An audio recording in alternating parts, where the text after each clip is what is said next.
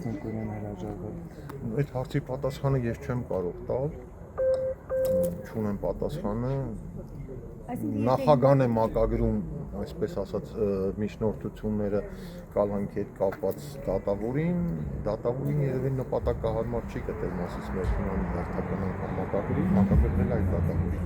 Այսինքն գործին նորից պետք է ծանոթանա, գուցե երկարաձգվի էլի, հա։ Երկարաձգվելու խնդիր չկա, ուղղակի ուրիշ դատավոր պետք է։ Ինչքան ժամանակ է կալանքի տակը։ Արդեն 6 ամիս։ Իսկ ընդհանուր վերցրած։ Գործի հիմքերը որոնք են կան այդպիսի։ Գործում իրավական հիմք չկա։ Գործում ոչ մի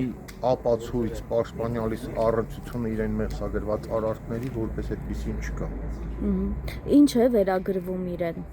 Իրեն վերագրվում է պաշտոնական փաստաթղթի կեղծիք օգտագործելու նպատակով, սահմանաանօրինական հատել, ինչպես նաև փողերի լվացում առանձնապես խոշոր չափով։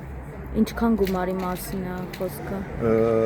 Գումարի կոնկրետացված չափ որպես այդպիսին գոյություն չունի։ Պարզ է, Մասիս Մելքոնյանը, ասացիք,